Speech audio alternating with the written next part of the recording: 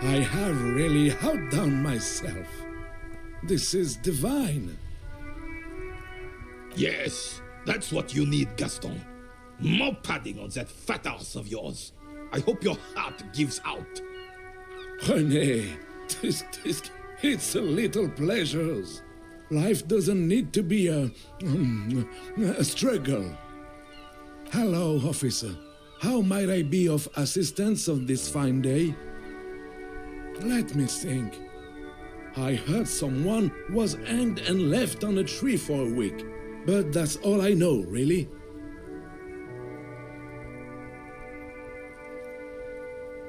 No, officers, I'm sorry, and I really would like to assist. You are both good guys, I can see that. Then help them, you wimp. You have plenty of shoulder with the ghost caviar in the Union. Someone must know something. I wish I could, but I just don't know anything. I always keep my nose clean and don't gossip. Everyone knows and respects that. Respects? I'm not even anyone. Of course he's holding back. His mouth is so full of Union prick he can't even speak properly. Can I at least finish my fucking sentence before you piss on it? Is that okay, René? I'm not anyone important in the Union. I just know Evrard. Evrard Claire. Everyone in Martinez knows the Claire brothers. I taught these boys human studies and history in the gymnasium. What do you know about history? You never witnessed history, only heard about it years later when it had already moved on. You don't know history. The old soldier mumbles something under his breath and turns to face the sea. Let's try not to get caught in a crossfire. Lest we leave riddled with bullet holes. This animosity is ancient. Oh, in many ways, yes. Like an honorary member. I attend meetings and parties, help with little things. Evrard, Edgar, and the older debarders all know me. Oh, yes. Not in the technical sense. I don't have a vote or a membership card, but Evrard keeps me on the payroll, just for the little things. Of course he's not a member. He's not a member of anything. I knew that. He's a Vezavane. Turns the way the wind blows and tries to look important. I hate this socialist rabble, but even siding with them is better than living your entire life on the fence, never committing to anything. Pick a damn side already. Writing work mostly. Occasionally, he needs something written, and I happen to have a way with words, people say. Oh, nothing official, I assure you. Just essays for the newspapers. About Martinez and how things are and how they could be. Evrard and I had these long talks where... Well, he tells his little pen man exactly what to say. It's commie propaganda, plain and simple. You should be ashamed of yourself. No, thank you. For being consummate professionals. You'll have this case wrapped up in no time. Oh, the goal is to throw your bull. As close to the cochonnet as you can. That's the cochonnet.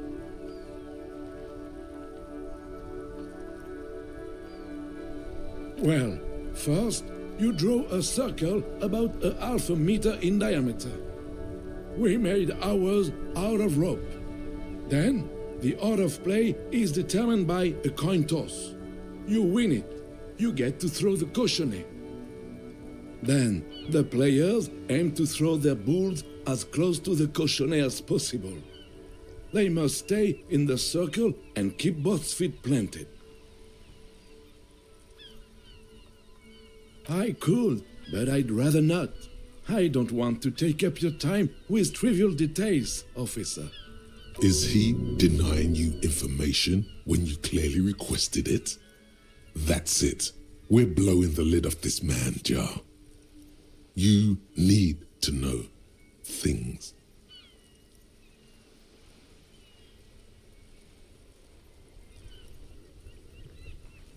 Yes, you do. Knowledge is power. Bathe in it. Empower yourself. Trust me.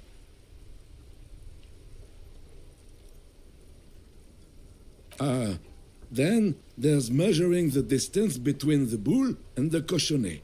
I always measure hours, but usually it's done by the player who threw last. The opponent has a right to remeasure if he has doubt about the result, and... Can you believe this clown?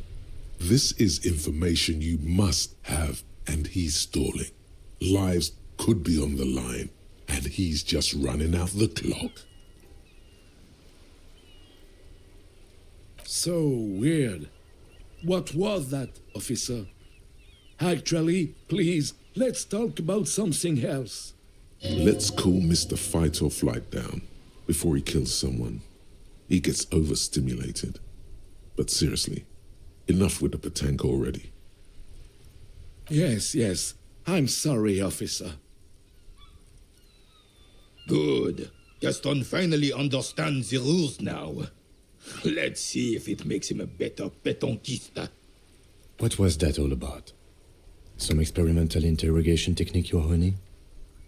We should leave quickly before it happens again. Right now is a good moment. Hurry up then.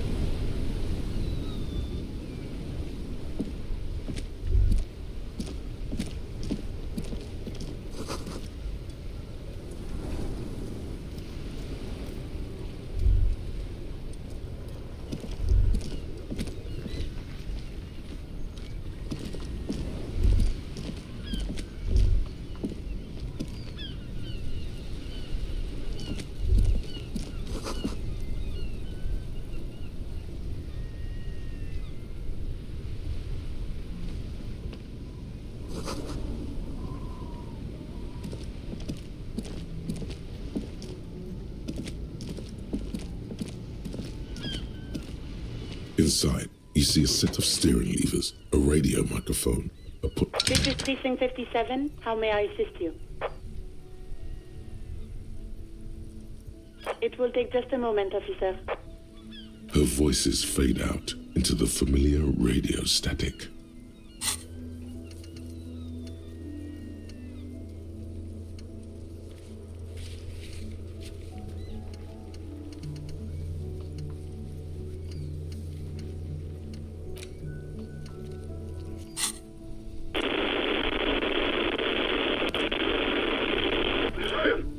Gottlieb, what do you want? He's carelessly chewing on a piece of hard candy.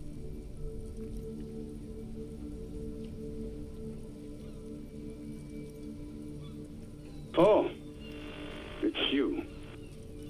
Was that a snarl or a suppressed groan? No love for you here.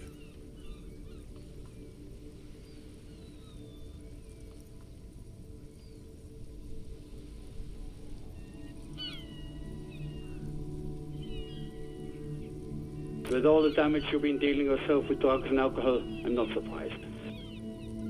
There is no surprise in his voice, only careless superiority. What else? I'm not a brain doctor. Look on the bright side. You've got a whole new life now. Use it wisely. What? You want me to do blood work for you again? Tell you just how bad things really are across the board? You want another rundown of everything collapsing inside your body? You want the real, honest-to-God truth? Stop drinking, eat magnesium and vitamin D. Our station is not our retirement home. We don't have the funds to deal with rock stars past their prime. So it's political. You're being neglected because of political reasons. And no, I don't want to hear a political commentary on the topic. In fact, I got work to do. Some idiot has glued his eyelids shut with cyanoacrylate. It looks like Mactorson. It's not fucking cryoacrylate. It's super glue, Doc.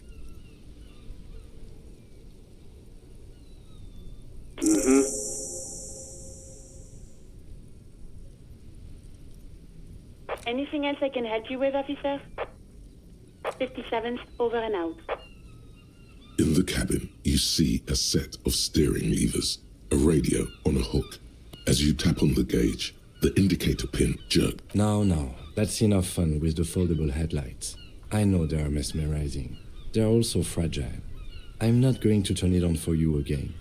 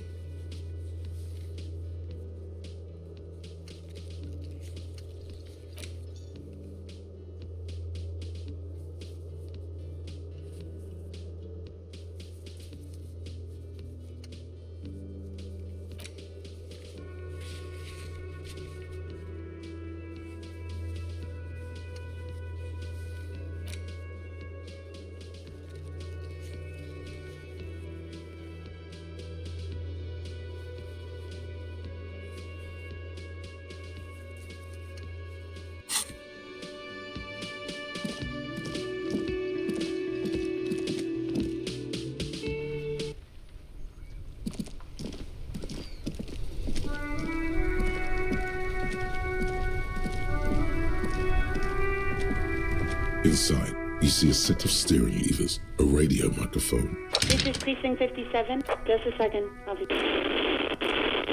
Sylvie Malaika on the line for you, officer. Yes, hello? Oh, great. What else do you need, detective? Well, you tried to jam it down the toilet, sir, clogging it completely. After I had unclogged the toilet and retrieved the paperwork, I threw it out in the trash, thinking you didn't need it. I am sorry about that. Anything else, detective? You hear the call breaking up on the other end of the radio, and then, Anything else I can help you with, officer? 57. in the cabin, you see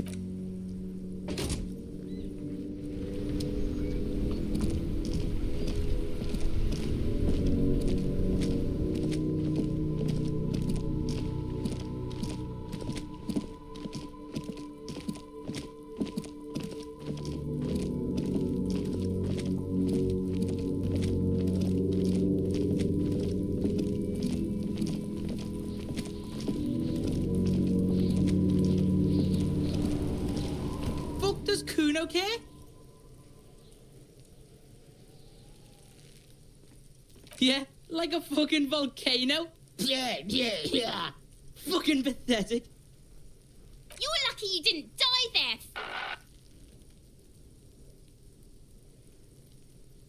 Yeah. Kuno's got some advice for you. What are you? Like 80, right? Maybe you should stop embarrassing yourself in front of a fucking kid.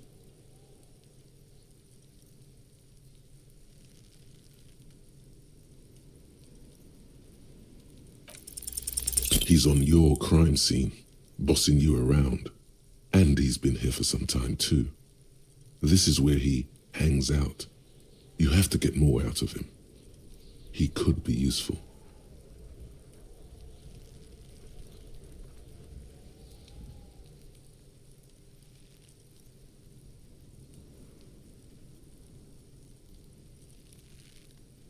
Fuck no! What are you? Fucking mentally handicapped? Kuno, they've almost made you a snitch now. Ease off, see? Kuno always takes the bullet over the hammer. Kuno doesn't fucking care.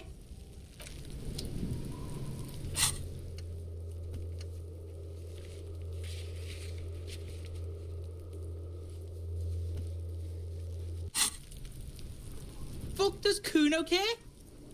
The fuck about it? You're testing Kuno. Get lost. Yeah? The kingdom of Kuno? The fuck do you want with it? Yeah, Kuno doesn't know shit about that. That shit is beneath Kuno.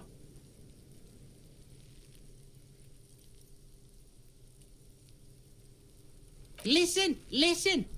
Kuno doesn't care about this small-time shit. Just listen. Kuno saw what you did there, dumpster diving. Sad shit. Kuno could hook you up with some sweet rags. Shit like Kuno's wearing. Your size, good price. 500 real.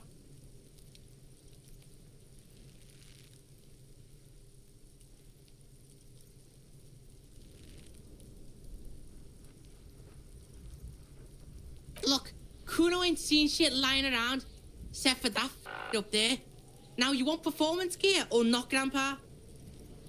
The lieutenant remains silent, but his expression couldn't say, "I told you," any louder. Whatever. Kuno was trying to help you, but you're too fat for fouling anyway, pig. The fuck? A mug in the trash? Is this about the fucking clothes again?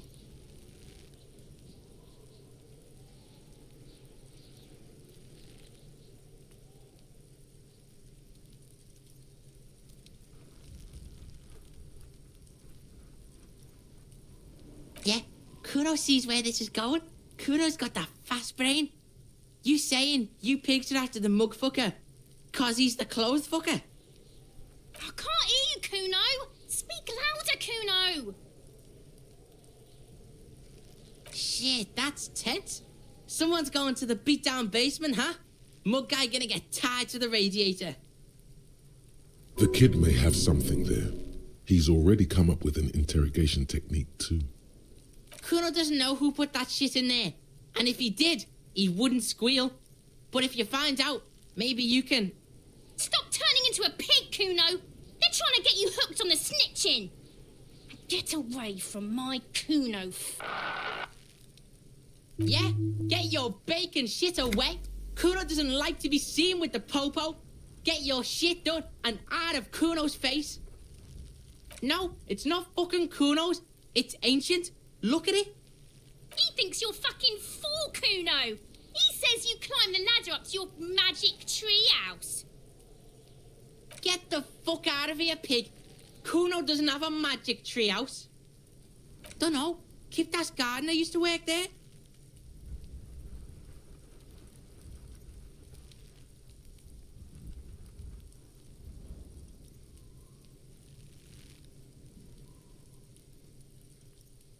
Look, Kuno doesn't explain shit. Kuno just says shit.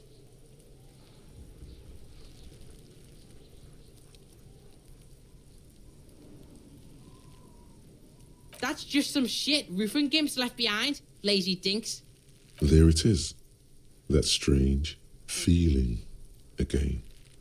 As if there was more than meets the eye about that pile of roofing material.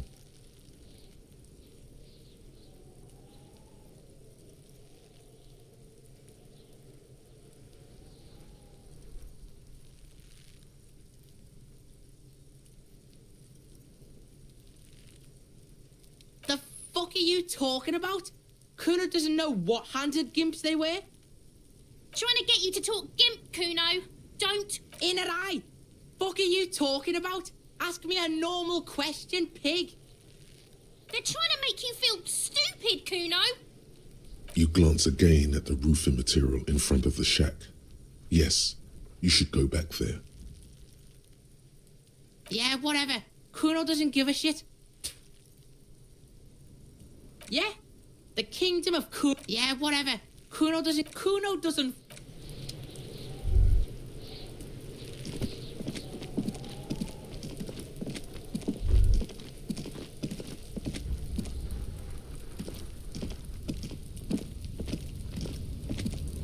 An inconspicuous pile of the roofing material, Eternite.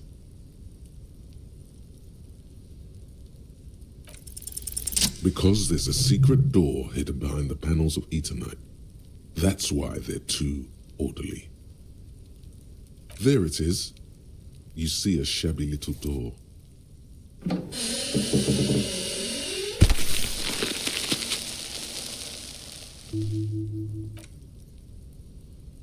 What is this then? A tool shed? Let's investigate.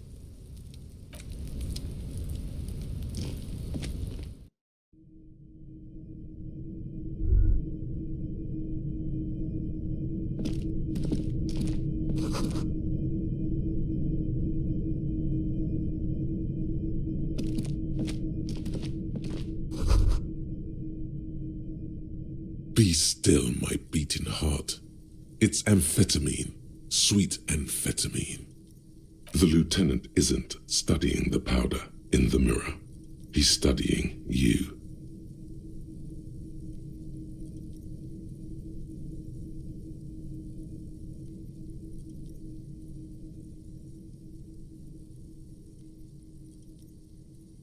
Perhaps not. This is below our pay grade, detective. However, see that ladder there? It's probably another way into the industrial harbor, no? A secret path the local kids use.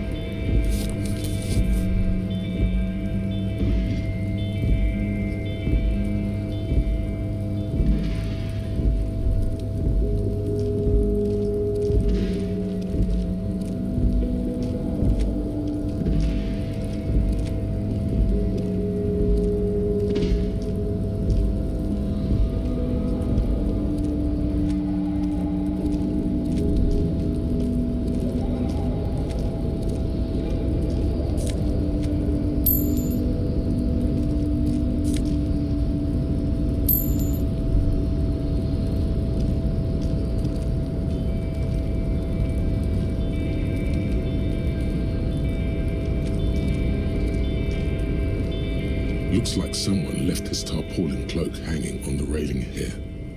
Man down, a trooper has been left behind the enemy lines. You could swear it's more of an instinct than an actual sight, but you know there's the RCM signature rectangle on the cloak. It's a cop's cloak. Yes, it's probably yours. It bears the RCM insignia, and you have a habit of being careless with your equipment.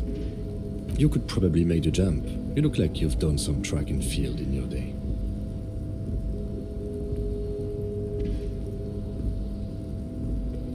The wind is aggressive up here. The lieutenant looks at the enormous crane towering in the distance over the container yard. The look in his eyes is a mix of the engineer-like interest and the wonder of a 6-year-old seeing a horse for the first time.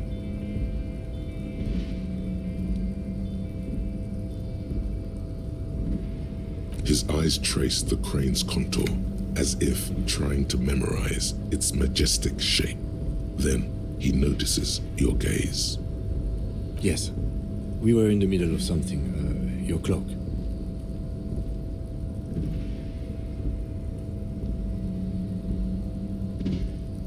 The cloak? I do think it's yours, yes. As to whether you should go for it? Well, it doesn't seem too dangerous. 2 meter stops. Whenever you're ready to do it, I'll be right behind you.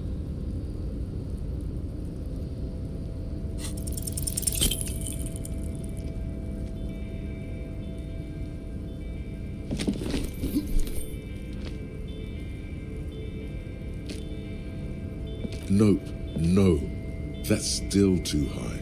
What were you thinking? You're not a gymnast. You're a boxer. And you've climbed way too high up here. Sure. Just be careful, okay? Looks like you almost strained a muscle there. What are we doing? We're awfully close to breaking into the industrial harbor. They're bound to have information for us. I thought that was our intention. Or it could be that we are just exploring. He's thinking you've forgotten where you are again.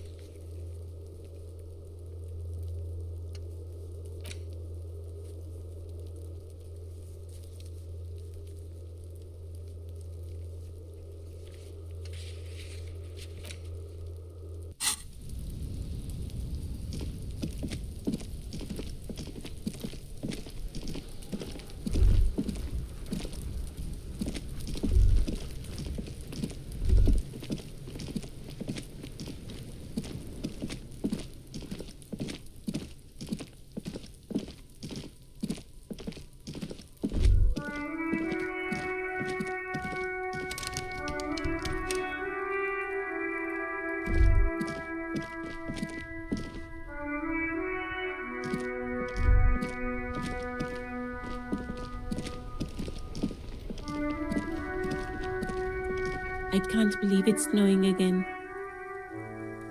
It felt like springtime just a few days ago.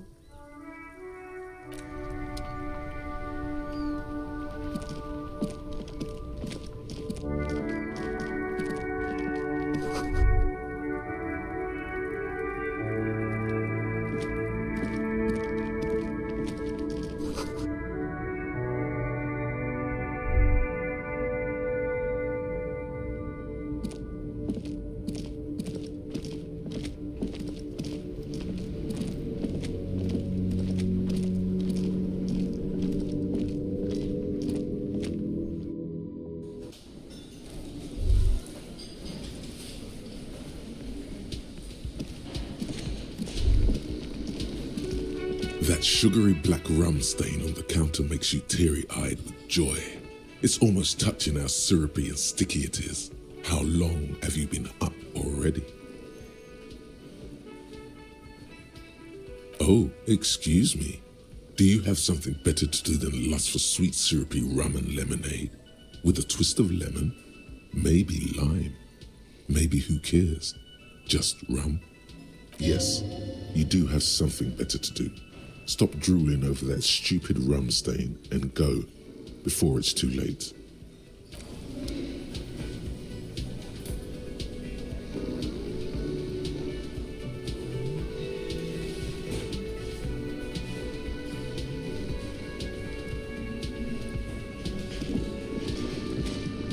The worker is in a deep slumber. Perhaps he's on his way to where you just came from, into the primordial darkness.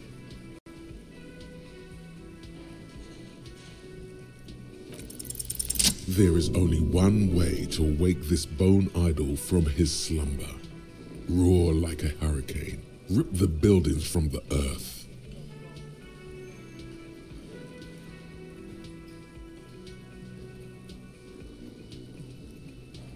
Why the yelling, man?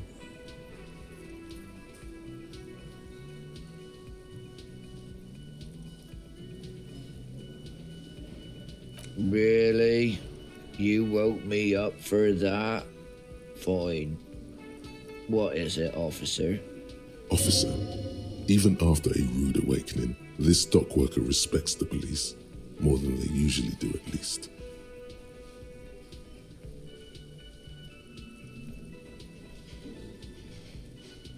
Yeah, what about it?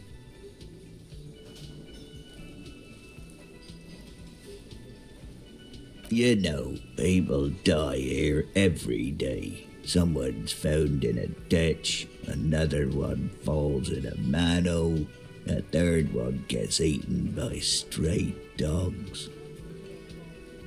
If someone has decided to die on top of a tree, then how is it my concern?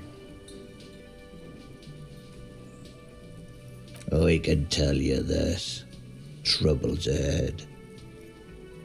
You have a pretty solid feeling that the man's not just mouthing off. He's strong, but even he has reasons to be cautious here.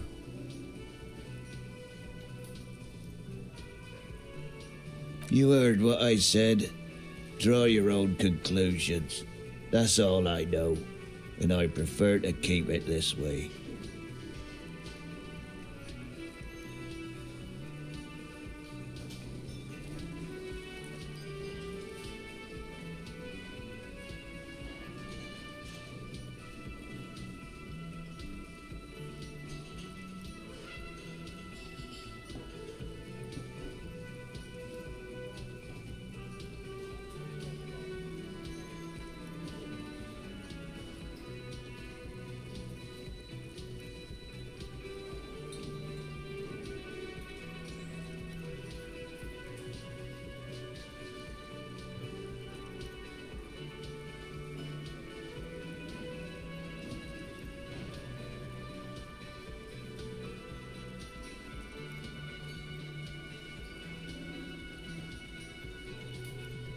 The lieutenant gives you a little nod, then makes a note in his blue notebook. So Union people think he was a killer, he thinks. Even sleepy hair. This doesn't help a lot, but it's something. Good work, Detective. That's the name of my employer. I work in logistics. He doesn't sound too enthusiastic about this. How's it going?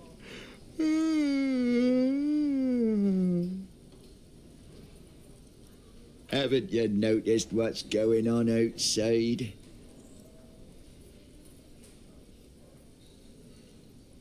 We're in the middle of a strike down at the harbour, trying to force some sense into the executive board of Wild Pines. For one, I get you some more shut-eye in the mornings. Right to work, right to sleep, I say. Thank God, no.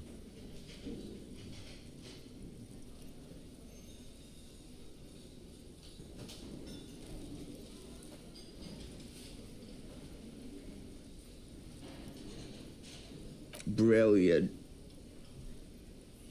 Nate got it. Majoret's got it.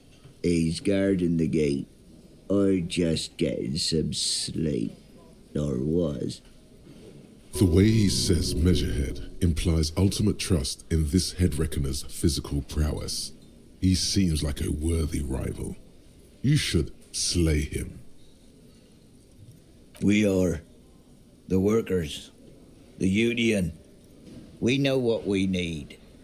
What's right for us. Okay. I guess there's also Everard. He's in charge of the union. He's smart. Knows how to negotiate. He's got our back.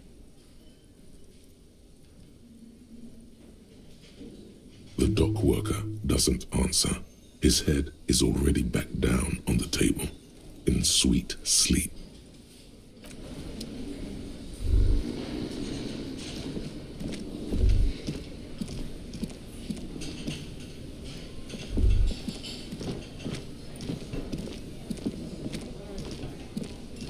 Can I help you?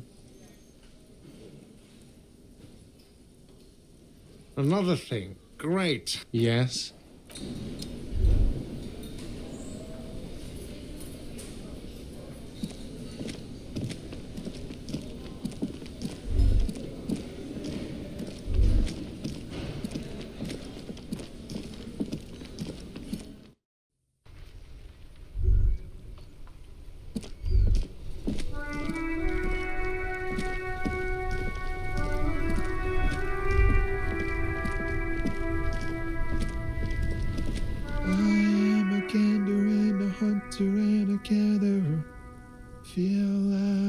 Traveler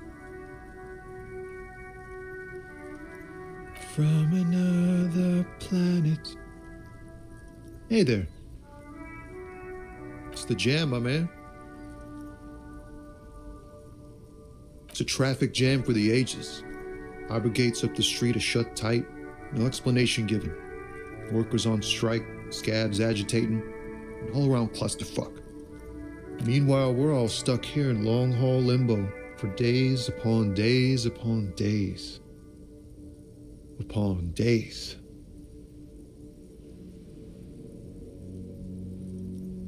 Feels like forever. Like I was born on this here roundabout and this was all I ever knew. Just me and the metal and the tires, the oil and the fumes of mazout.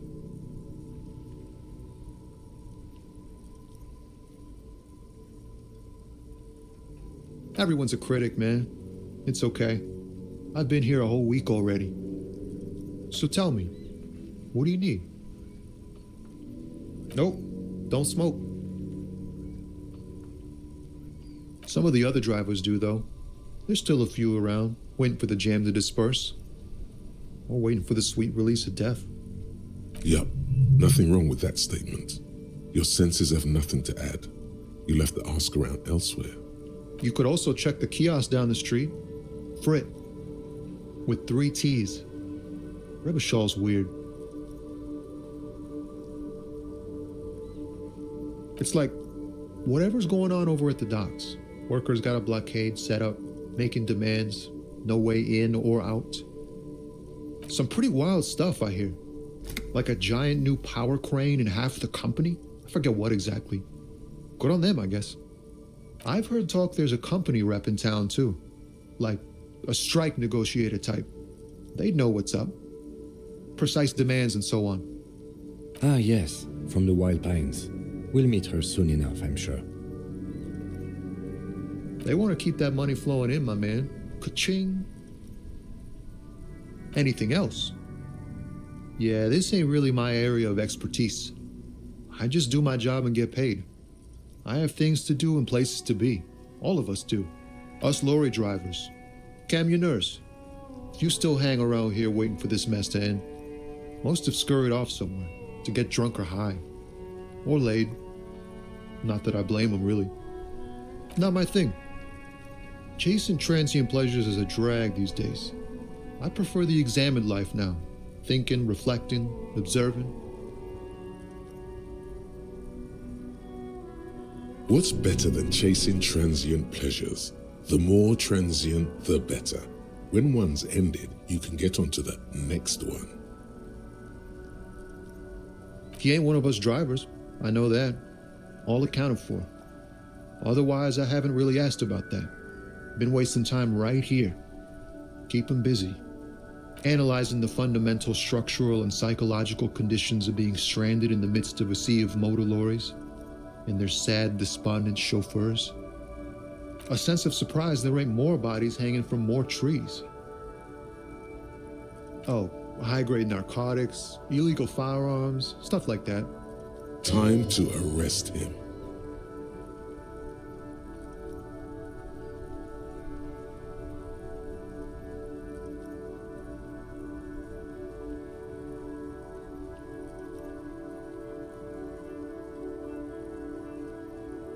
Ha! No, I'm joking, my man. Found runs a nice, clean business. This haul of cargo is mostly sporting goods. You know, tracksuits and that kind of thing. They usually get shipped to Grad in the Occident, though we've been making headway in the Il Moran market lately.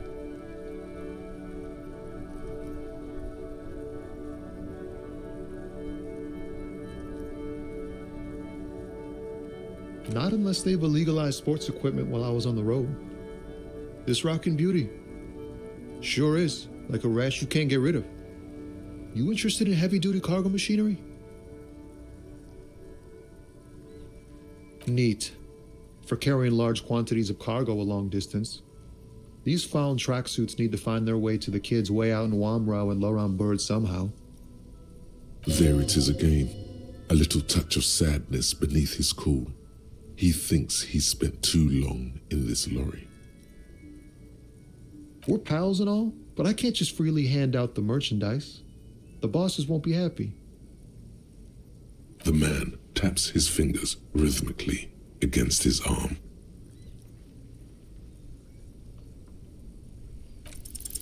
Ease into it. Don't go too far.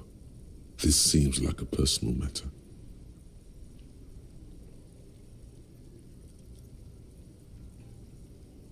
I'm okay, man. Just... the jams got me down. The fumes, the chemical rainbows, the tarpaulin stretched on the frames and the dull engines off. Maybe the full-on, direct approach wasn't correct. Damn, it's tricky business looking into someone's eyes and not doing it wrong. Don't be a stranger.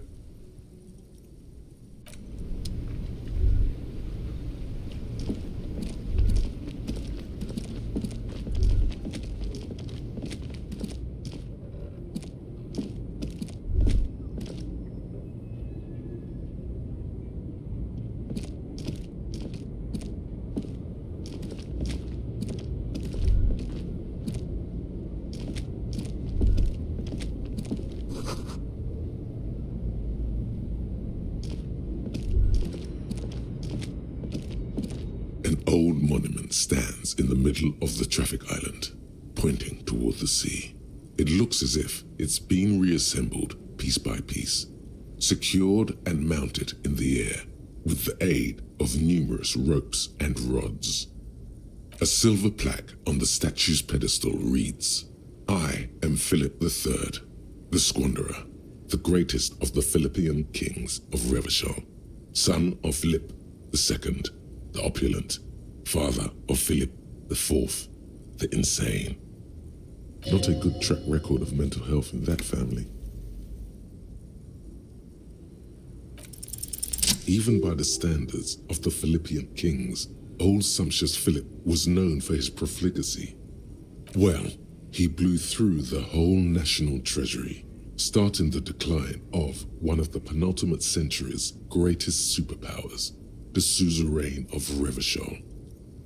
His own maladministration foreshadowed the fall of the monarchy during the anti-centennial revolution, an end to his family line and the monarchy on the Insulindian Isola.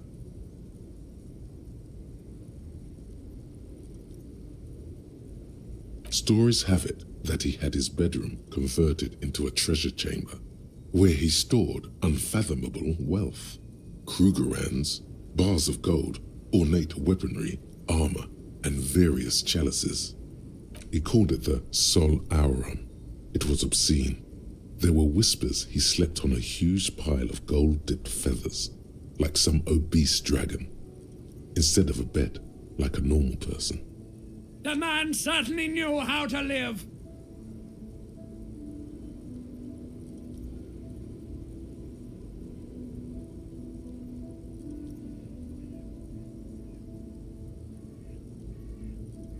But wait, you haven't even heard about his fabled cocaine addiction. You see, old Philippe wasn't just good at squandering the national treasury on gold and ceremonial weaponry, he was also a prodigious snorter of nose candy. Not just any nose candy, though. We're talking Royal Philippian Blow, allegedly twice as potent as the stuff you find nowadays, and purple. Philippian cocaine was purple.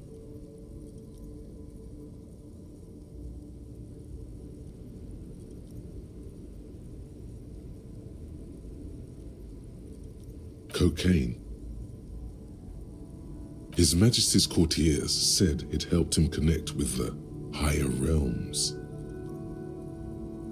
That's what the revolutionaries said 150 years later, right before they emptied out the royal mausoleum and dumped His Majesty's mortal remains in the Insulindian Bay.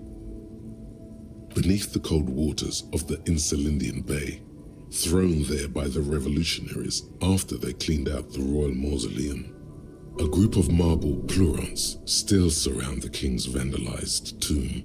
A deathly cold wind sweeps up candy wrappers and old newspapers. The original was blown apart by communards, then further damaged during the landing of the coalition's airships during the turn-of-the-century revolution, when Martinaise was leveled.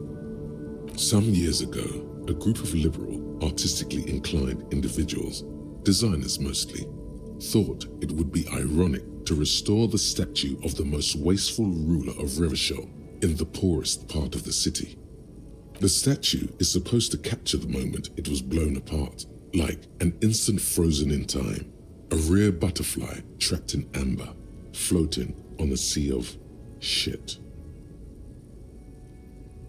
People in Martinaise tend to disagree, as do many prominent art critics and thought leaders with more nuanced social awareness than the young ironists. Philip III, the squanderer, however, with his bronze face up in the air, doesn't seem concerned about what the hoi polloi think of him in death.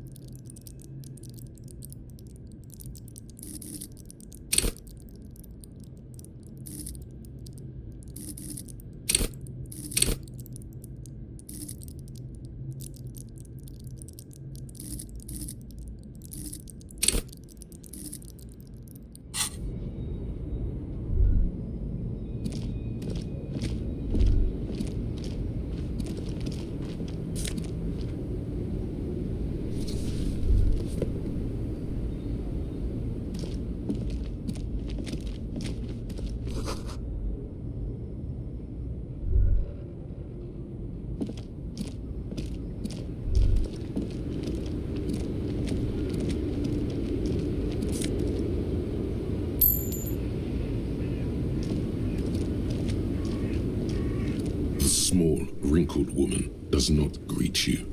She nods along to something on her radio. A photograph is clutched in her hands, and there is a warm smile on her face. It's the warmth of a winter night's fire. Maybe she could give you comfort and shelter, some cigarettes and food money.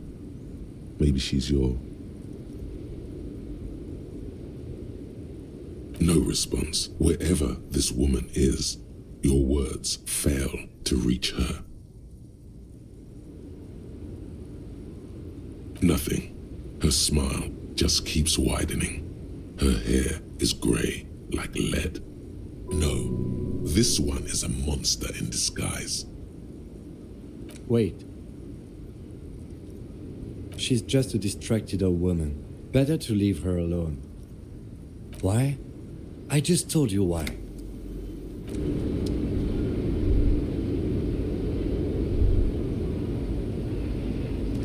Yes?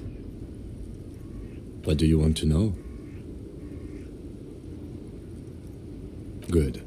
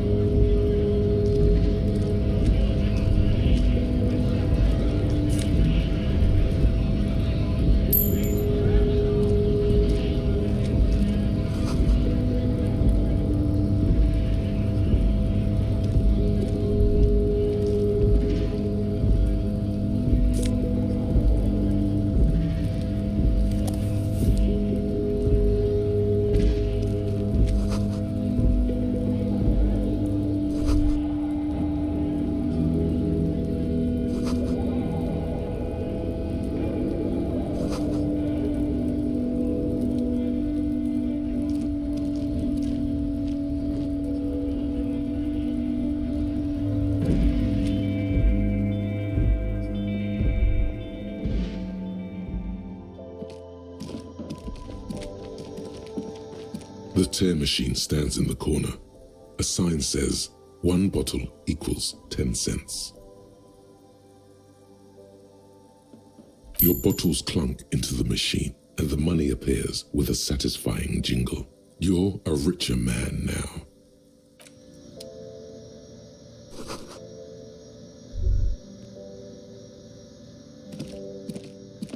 You see several packaged raincoats fill a low shelf beneath a display of croissants and juice bottles. The raincoats are transparent, except for the big Fritta slogan on the back. What is what? It's a raincoat. If you want to buy one, then it's only 4 real.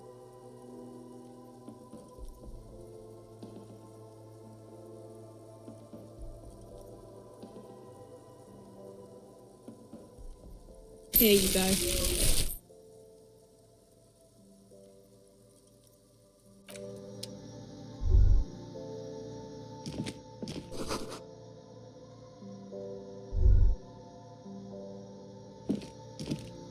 A small cabinet on the wall is filled with various medicine bottles, nasal sprays, and blister packs.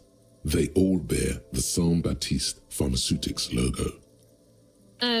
Just ask me if you need anything from Saint Baptiste. We don't stock prescription meds, but we do have Nosafed, Duramine, Magnesium, and Hypnogamma.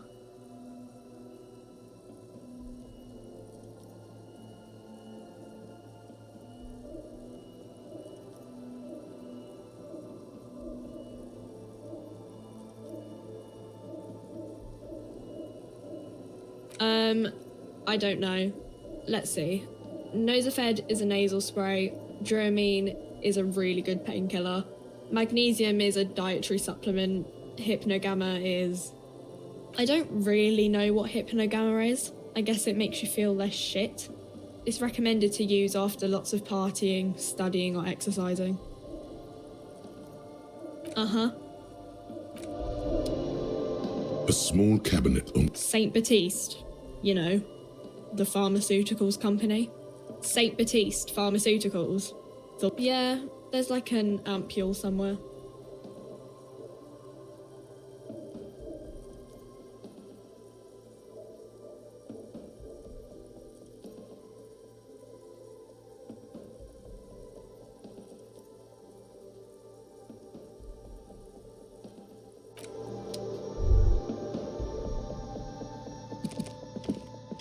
A colourful display of cigarettes and alcohol bottles line the shop wall, inviting you closer.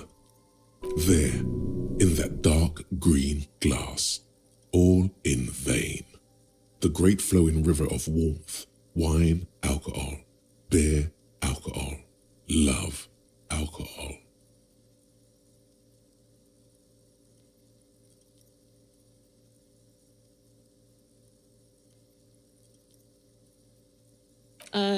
Guess not, no. Good thing you're an unrecovering alcoholic then. I'm obliged to inform you that both alcohol and cigarettes damage your health. But I guess you already know that. Don't ask, don't look, don't do anything here. Just go away. Get back to work. The pale aged vodka is special, I guess. It's stored in pale for a couple of years, which makes it super expensive and super strong.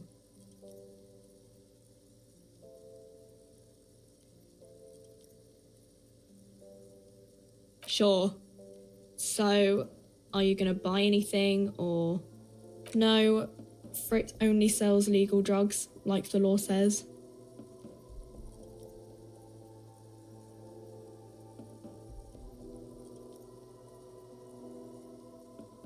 Here you go, mister.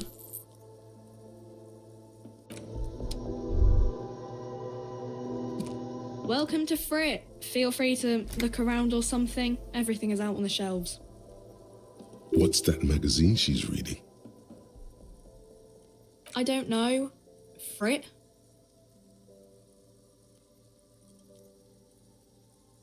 I think they think that the extra tea makes it funkier. It doesn't. You mean this? This is Pop Stars. It's got, like, famous people in it. It's not for sale. Looks like it also has something called Police de la Mode, featured on page 34. This speaks to you.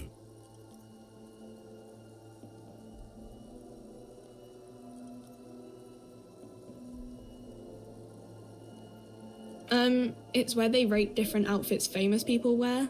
It's kind of funny. They're kind of mean. It's about who's the most stylish.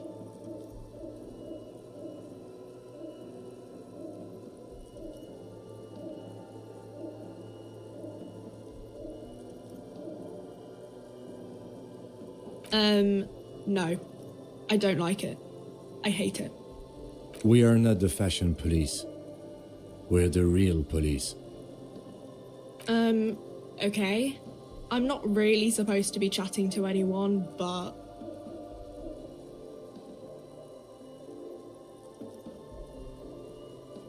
A warehouse? I don't know. Maybe. I don't really care what Frit does. She scrunches up her face into an expression of consummate adolescent skepticism. Fine. Frit doesn't have a warehouse. Just a little back room here. Okay?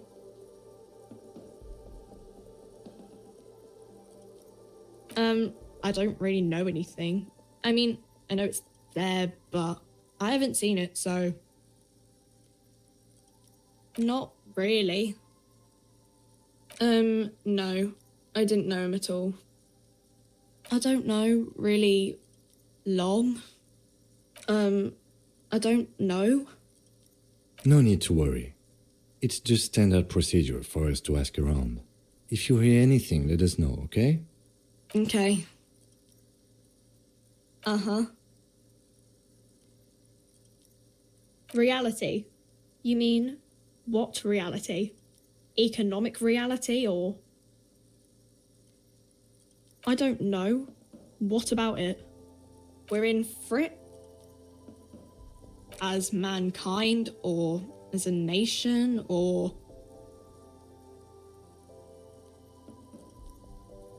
We're in Revachol, like on the Insulindian Isola. You're welcome. I don't know. Look at the clock. It's right behind you on the wall. The clock shows the time at 10:09. The hands seem to be still. It's apparent the clock doesn't work. When ordinary people take over the government and demand democracy. Yeah, it happened like 50 years ago or so. Sorry, I'm not very good at this. At history, I mean. Our government? Or do you mean something else? Sorry, I really need to finish this article. Cool.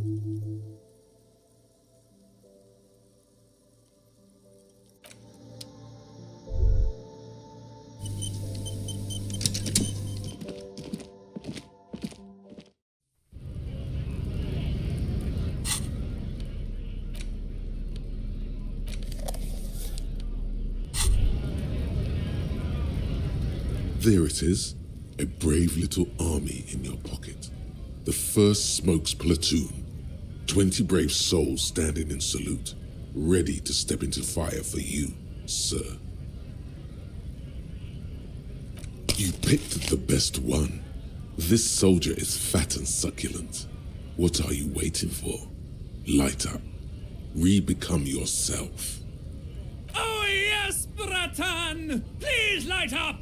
You need a trooper between your lips right now! Calm your shit down! Go to Pleasureland! Become a genius! Get a load of this rock and roll cop here, people. Johnny Thundercop fishes a cheap lighter out of his pants. With a flick of the thumb, there's fire. A primal satisfaction. Here we go.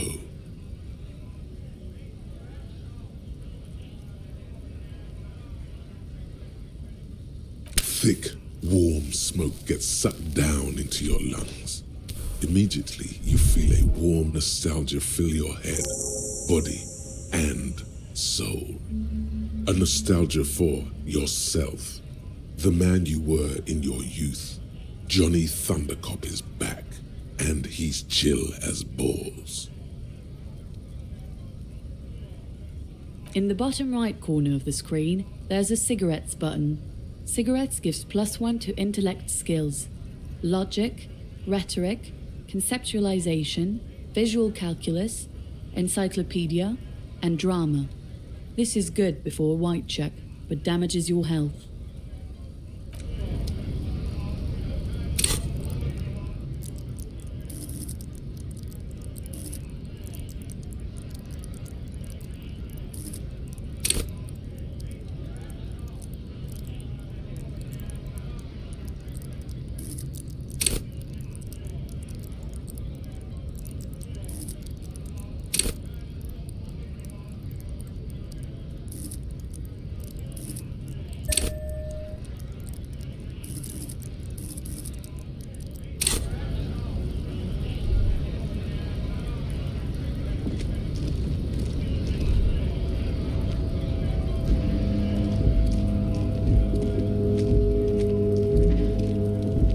Welcome to Revachol.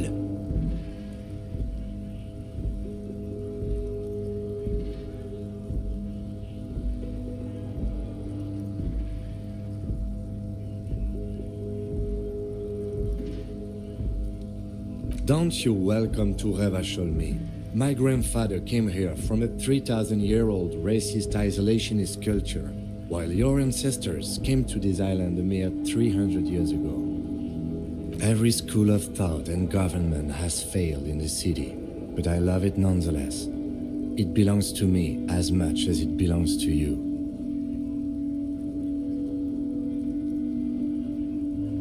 It's men like you who keep Revachol divided, making it that much harder for everyone to climb out of this post-war limbo.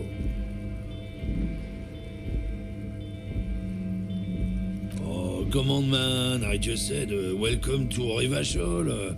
It's a lorry driver thing. I know exactly what you meant. You think my kind doesn't belong here, that I should watch myself and behave. But you see, I'm an officer of the RCN. It's actually my job to make sure you behave.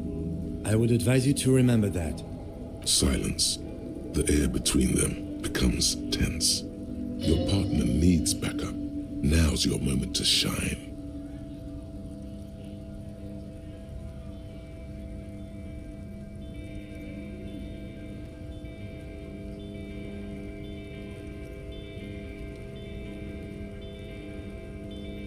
I haven't learned anything I didn't know before. The lieutenant exhales and resumes his regular calmness. Whatever you say, officers. You could ask him to show you the soles of his boots. He definitely looks like someone capable of a lynching. Maybe he was present. Oh man, that's great. Look at that guy go.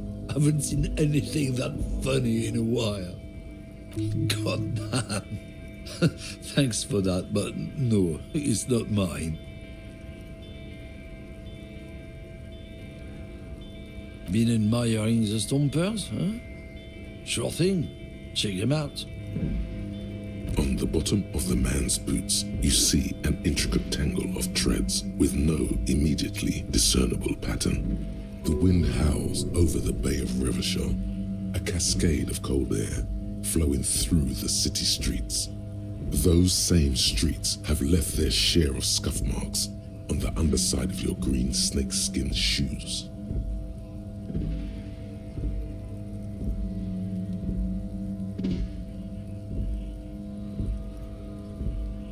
The man bites his lip and drops the near-finished cigarette lingering between his fingers. He reaches for a new one. It's about biological determinism, natural law, the sorting of the races. Not the most popular topic nowadays, with the coalition in charge and all.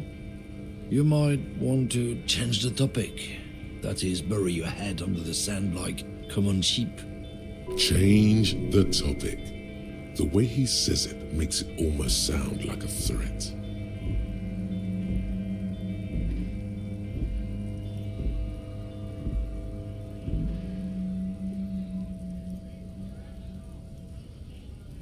People who've studied these things say that you and me are superior by design. So, naturally, we Occidentals should be in charge. Obviously, you can see the merits in that. So, lately we Occidentals have experienced an unfortunate downturn when members of the superior race cease to believe in their innate superiority. They stop competing for resources. This concerns you, policemen, so you better be vigilant. The damn kips are showing up good lately. Same with the mosquitoes. And the other intruder species too. They're on the precipice of cultural victory.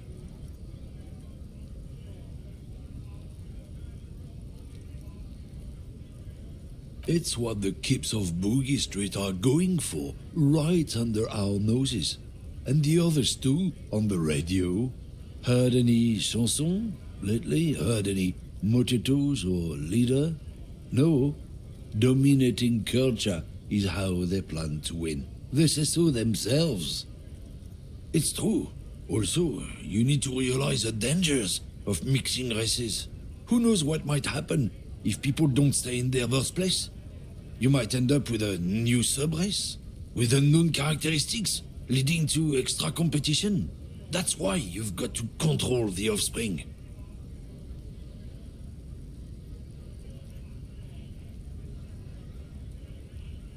Don't push your luck, Runt.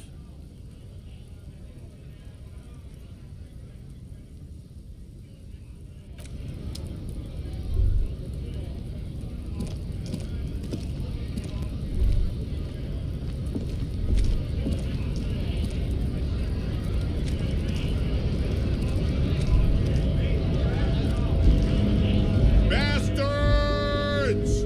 We have a right to work!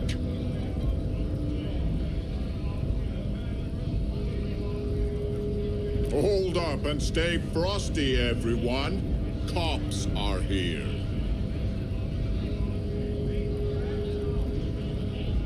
You here to fuck with us? Beat the honest worker down. We're here to fight for a cause. Stripes usually have problems with people who have causes.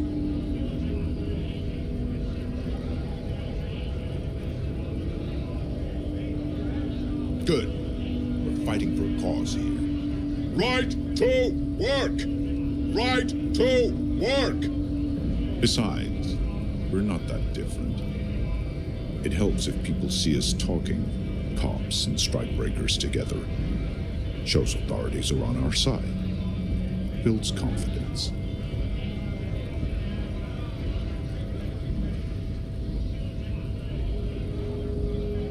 Rights of people. Rights of workers to have gainful employment, to make a salary, and feed their families. Maybe you should ask them the questions, like why we're not allowed to make a living here. Shame on you! We have families to feed, you piece of shit. So do we, Scott.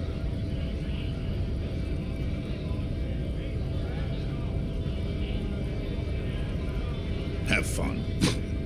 Union shits are on full strike. Don't think they're going to let you through the gates. I'm trying to meet their fat boss.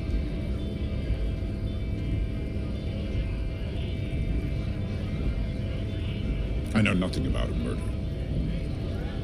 The mention of a killing sends a barely noticeable shiver of tenseness through him. Interesting. What are you talking about? I'm not tense. Yes, he's tense. And dangerous. Somewhere below it all. Right to work! It's shameful. Cops doing nothing. You should bring backup. Open up the gates for us. Blockading gainful employment for workers is a crime.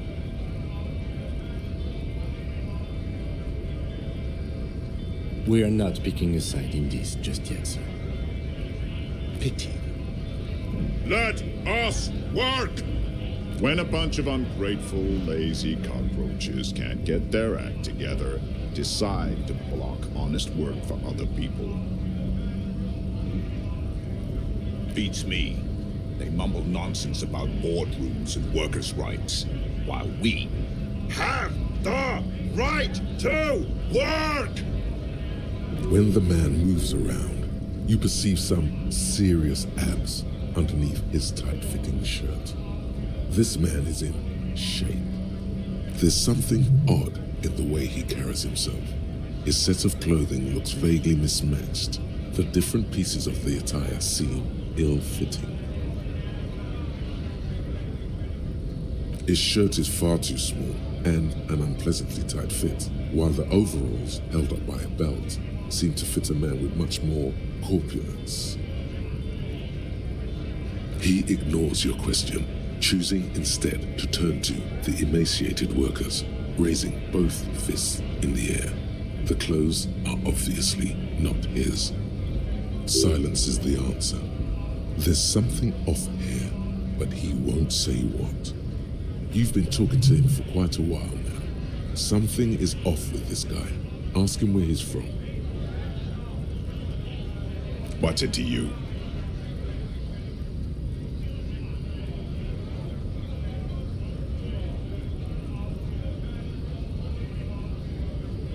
suspect.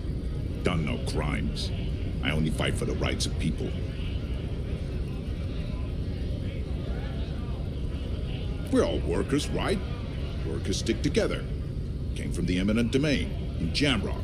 Backgrounds in odd jobs, heavy lifting, cargo hauling, bouncer work. I know the drill.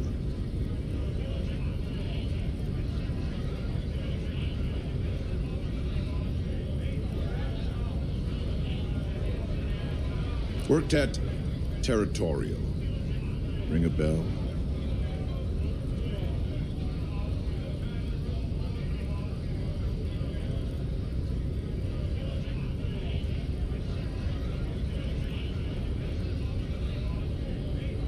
We're done here. I have a strike to break.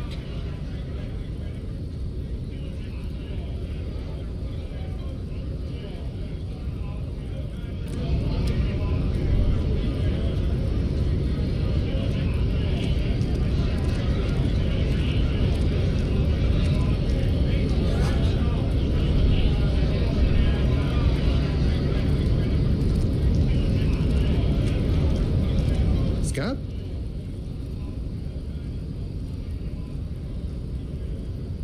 What did he just call you? Oh no, not this again. You just got away from that fucking kid.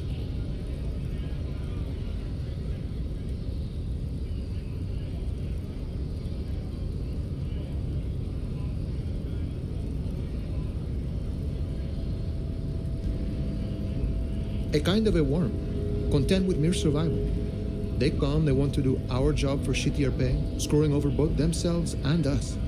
Everybody loses. Beats me. Somewhere in the ground, I think. Gotta be bloody stupid or freaking evil to Scab. Or I guess scared, maybe. But scared of what? Of who? Personally, I'd rather beg than Scab. If the gentleman shouting on the street came begging, maybe they'd have gotten something.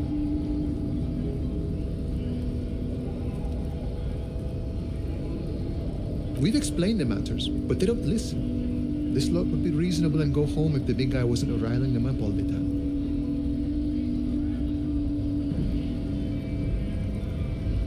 I was just messing with you. No one's ever seen a cop Scab. Imagine, you cops going on a strike, but then another cop comes in and says, let us cop for less money. Speaking of, what brings the RCM here, to the Wild North? Come to see the strife?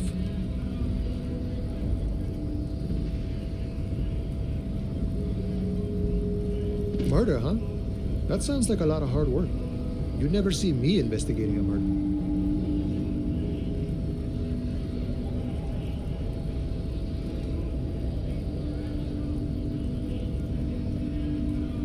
Of course, Policia.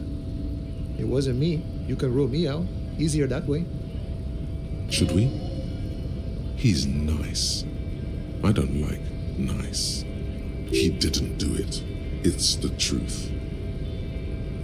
My friend, I respect the right to roam. The open range awaits.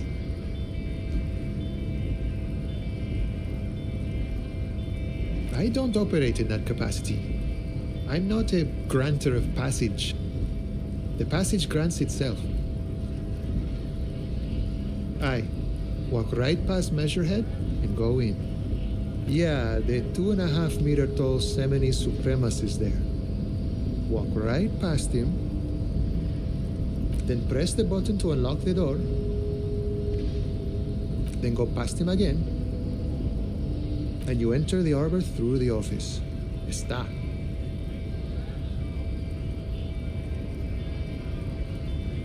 Don't worry, I'm sure it's not completely impossible.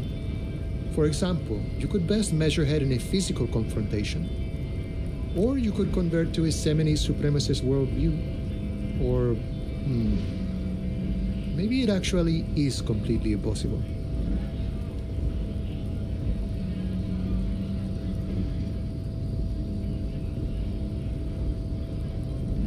Not yet, no. He's incredibly strong. Nothing a couple of solid hooks from Dexter and Sinister won't fix. Jean-Luc himself would say the philosophy has proven overly heroic for the scabs to convert to. Not enough intuition. Sure.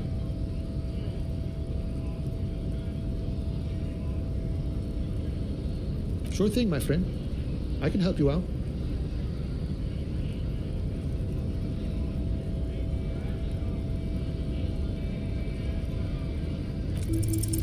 The coin lands into your hand as if it has always belonged there.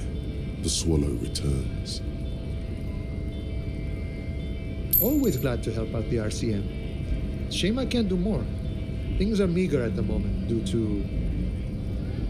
You know, the winter's fat is slowly running out and all. Still better than scabbing, though. Nothing to worry about, really. The jam's a bit of a mess, cargo can't get in or out. The rationing is a bit stricter is all.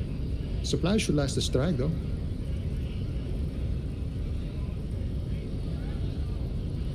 Aye, you lost me there, Honcho. But it's okay as long as you're not a sorry-ass scab. You know, serious business. I'm sure the big boss will be glad to tell you. You'll have to ask him first. He's a chatty guy. Wants to talk about the strike. Return once you've met the union boss and are on a better footing with the organization.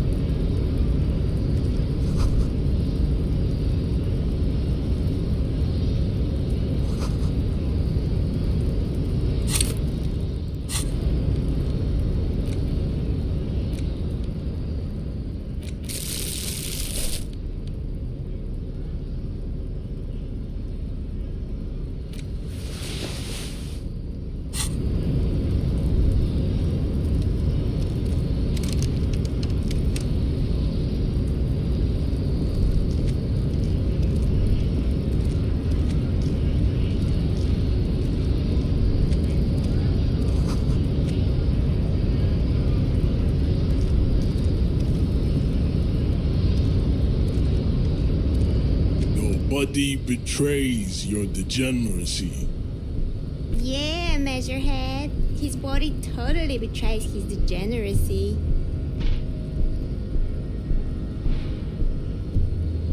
Don't say anything. Size him up first. Are you admiring my morphophysiology? It must be frightening to stand in the shadow of this racial pinnacle. Be calm, Sandwich. You are not in danger because you are not a threat to me.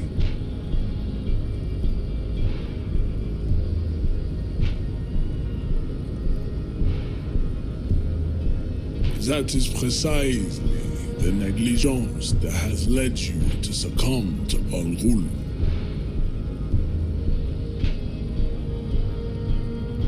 You reek of it. An invisible sword of Al-Ghul emerges from your throat. You cannot see it, but others can. It is making the woman in my company sick.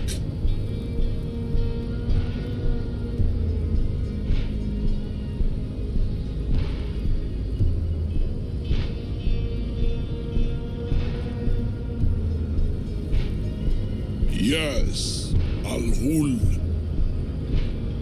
Al-Ghul is an ancient Ilmaran poison, a parasitic fungus that has colonized your race. It is a trick the desert pygmies played on you for humiliating them and stripping them of their land.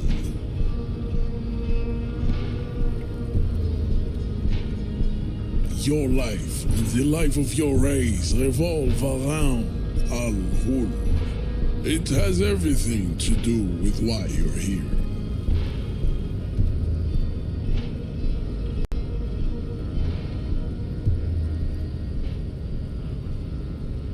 It's not good. It's like a rat crawled into your stomach, got drunk and drowned.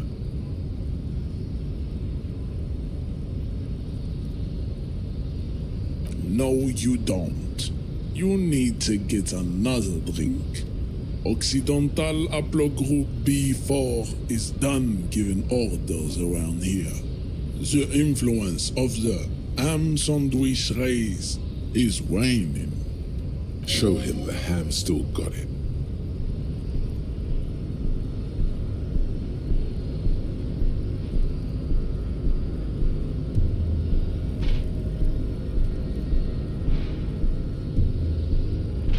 Begging for help, attempting to pass fear for cooperation. How far the Occidental Haplogroup has fallen. You were once a noble and powerful race.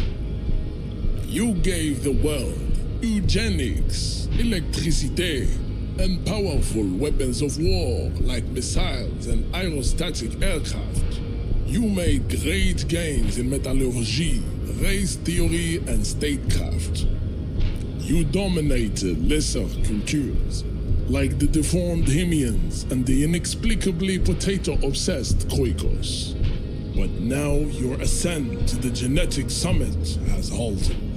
You are obsessed with sadness and with frivolous pop culture.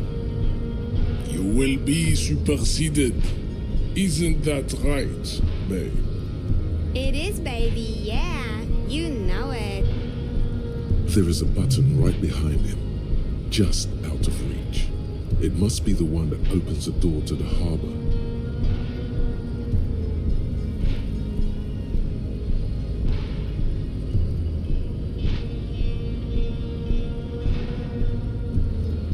Enough with this begging. You should leave the stage of history with dignity by inviting the other races to a great world war.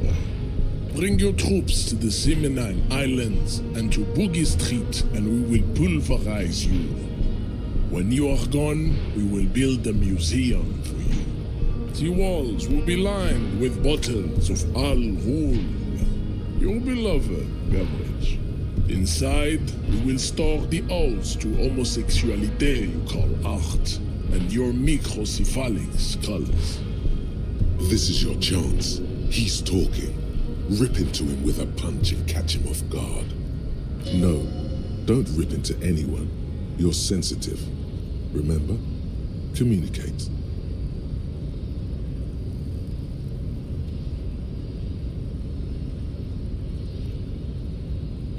Don't be vulgar. White or not has got little to do with this. The race enigma runs much deeper than that. There must be some friction there. He's keeping it well hidden, however.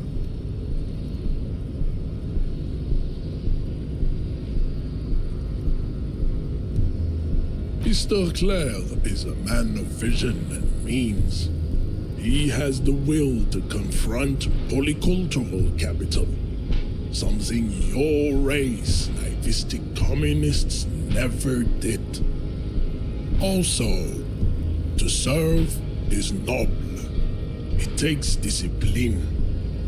Your petulant individualism has only contributed to your race failure.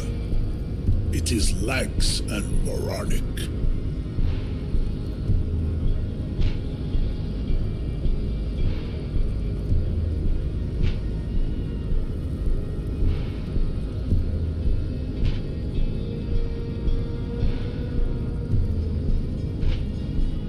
Jam, individualism. You have gotten these ideas from degenerate youth culture, have you not? You have picked them up from rock and roll songs?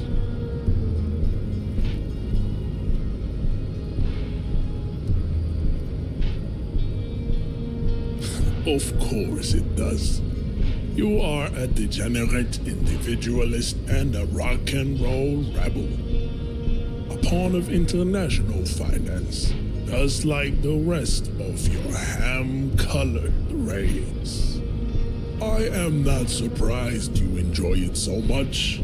This has happened to many of the side products of the inevitable cultural victory of the Seminese race.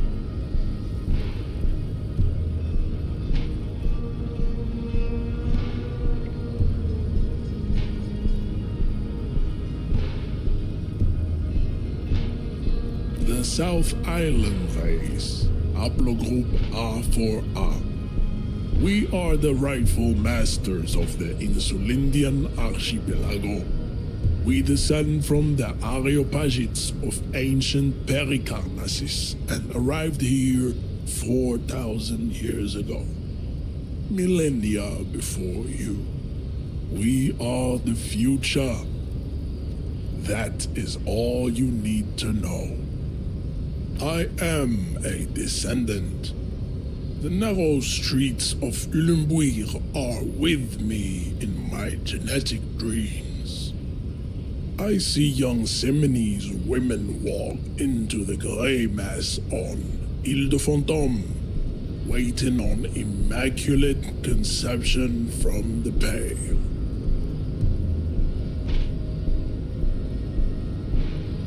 No, I have heard about it on the radio.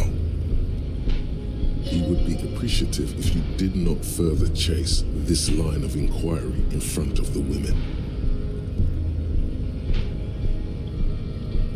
I'm from Couronne, and no, it is not just in Revachol. The city is central to the Simonese strategy. Spreading through its trade networks, our culture will dominate the world. You have heard enough about our phylogenetic secrets for today. You have extinction to come to terms with, and never getting into the harbor.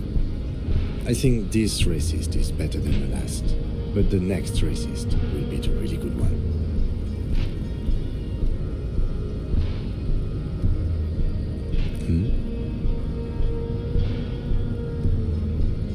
That is understandable. The previous racist was probably an Occidental and did not prove a real adversary. These cops are just jealous, Jean-Luc. He does not so much as glance at the object.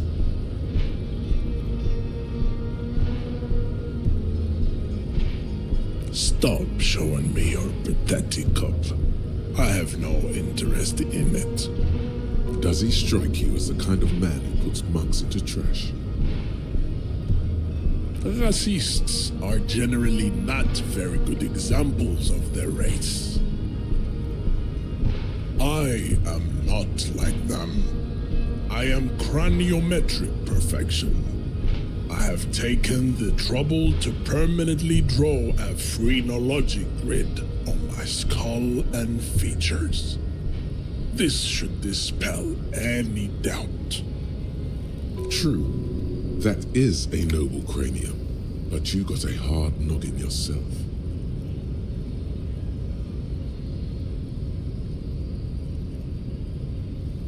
You exhibit forward projection of the jaw, indicative of schizophrenia and sexual inaccountability.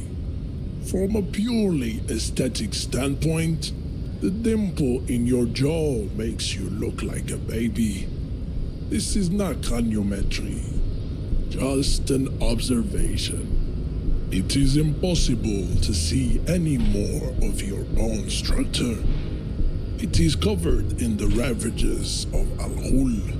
From what remain of your features, I can see fleshy lips, baldness of the head, and long arms relative to lower limbs.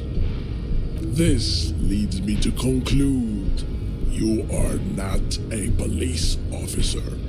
You are a common criminal, an offspring of murderers and sailors from Sur-la-Clé and Vesper, and possibly even the degenerate sheep herders of Ubi. Your racial heritage is uninteresting. It is the same as all Revacholians.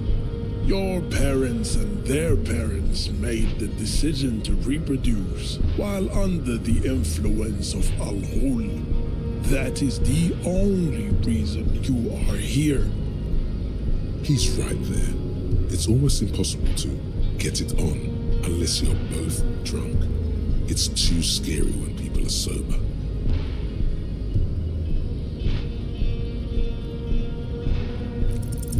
Ask what kind of races there are first. Classification is core to this stuff.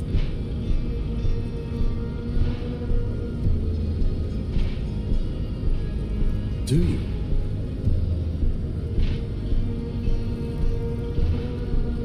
The lieutenant looks toward the harbor's electronic door, and then, to you, he lets out an audible sigh.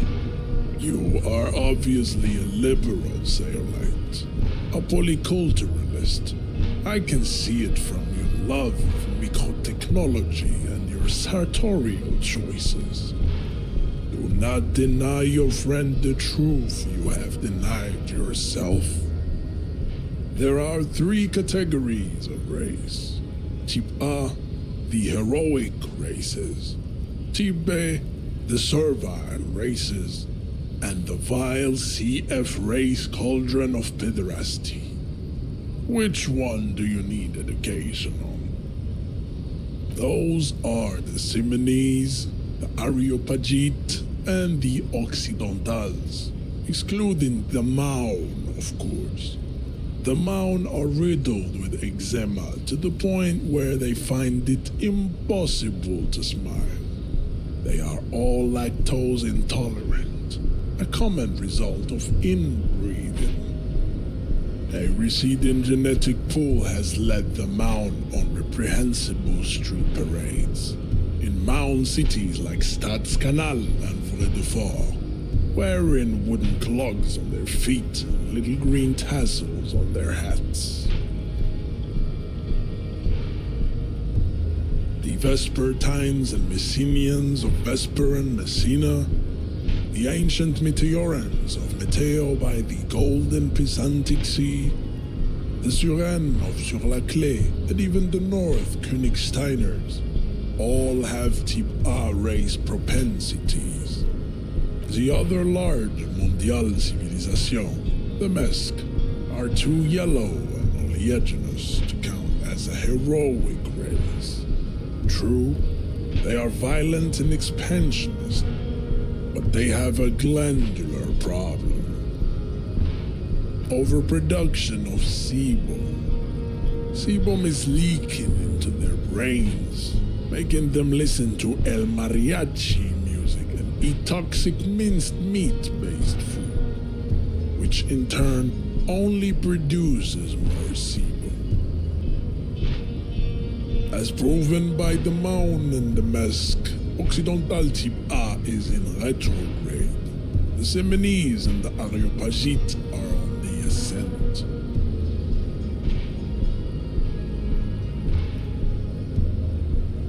The Areopagites are sleek, long-headed.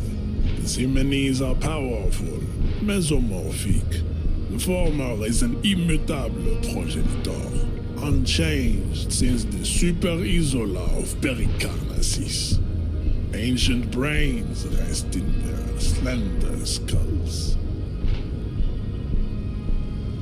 The latter is perfected and adapting. Together they form the Simeno-Areopagite or Simeopagite super race. That is all. There are no more Type A races in the world. Nature was not capable of more.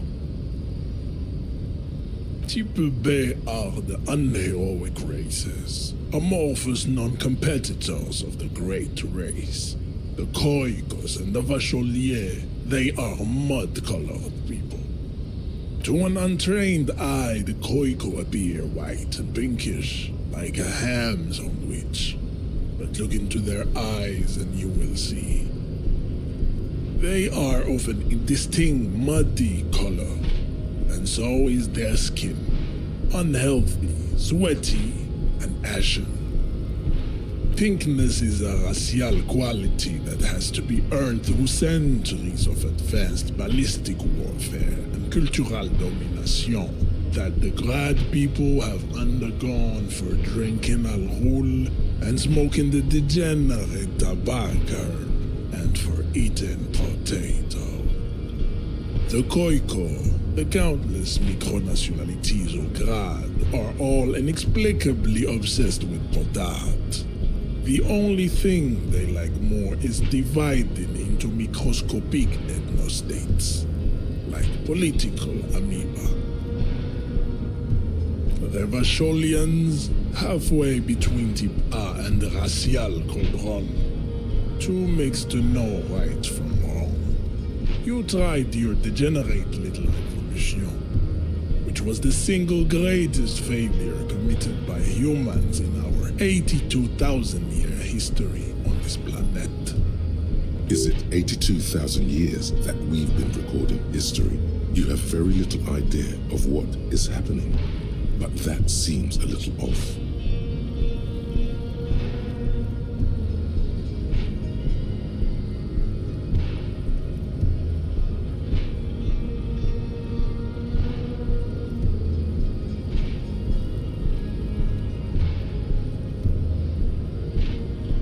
The mysteries of the people of this planet are a tragedy that has played out countless times over, like a fever dream of skin, hair, and bone. Wake up, naive Chespius.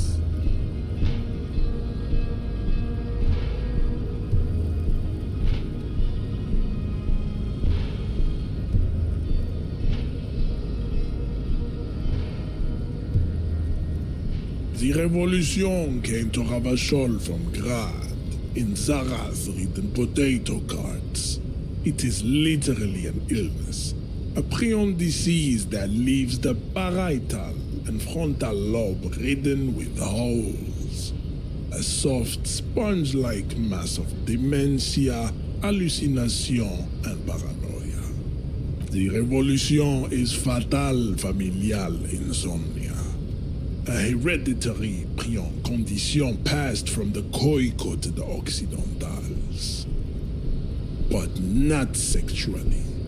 Probably through trade routes and potate acid, the prime component of the potato plant. Enough of type mediocrity.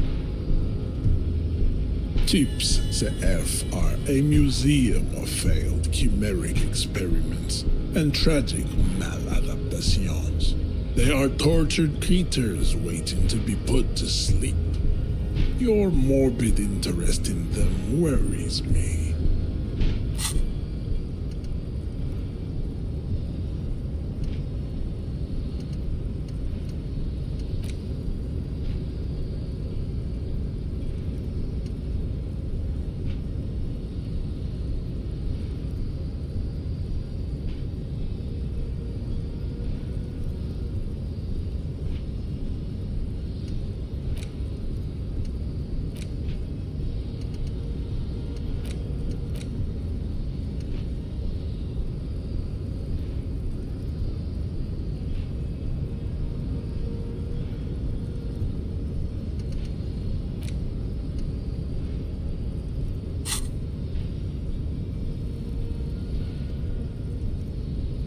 Lesser races like the mosquito, a grotesque mixture of a masked woman and a Seminese man.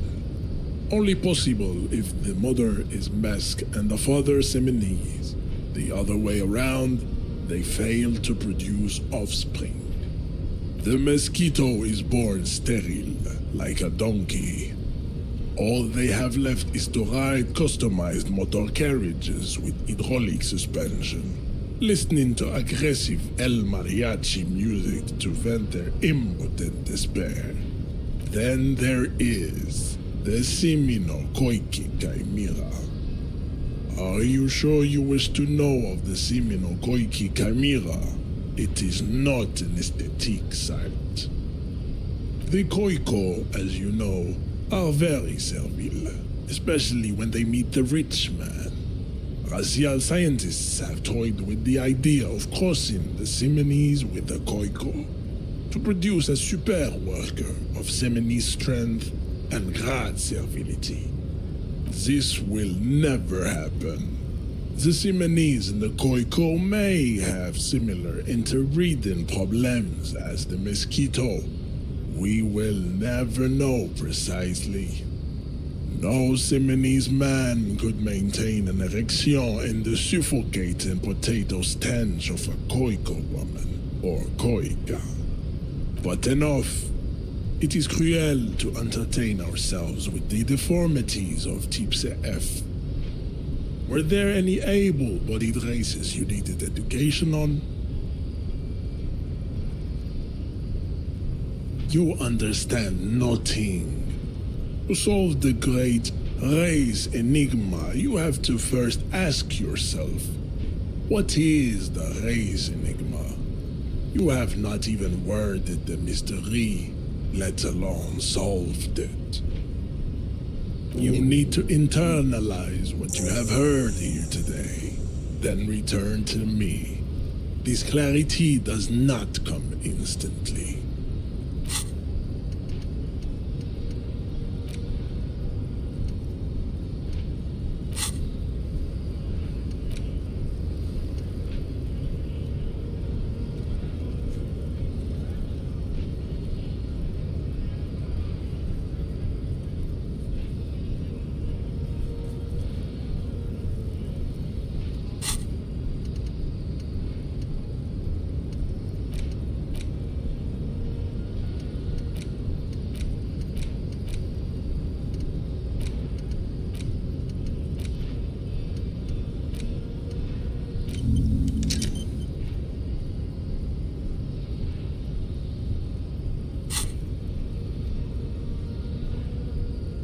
I cannot possibly imagine what else we have to discuss, Tibere Vasholian.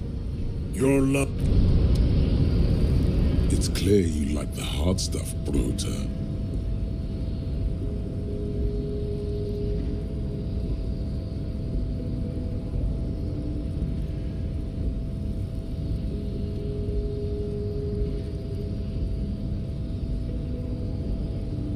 Lower intestine. The term is metabolic and circulatory system. Fascism, Brota.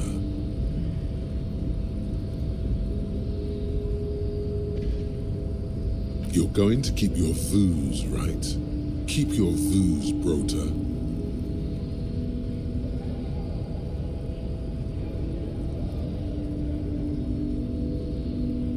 For the nation, smart. Best not to mention the woman issue. Too often, people are not ready.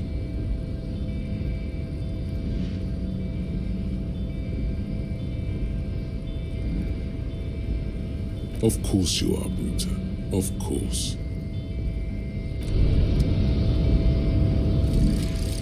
Lonesome, long way home. Here we go. Home awaits. Walk past Station 41 and through the market, past the Boogie Street spearhead to the other side of the lake, the frozen eye at the center of the district. Then past the video rental store on the corner. There, at the end of a street lined with pine trees, a small house no larger than a matchbox, 11 Voyager Road. You no longer live there. Those times are gone. And so are those people. Why did you come here? Why are you still here? And where's the dealer? You have to get back to work.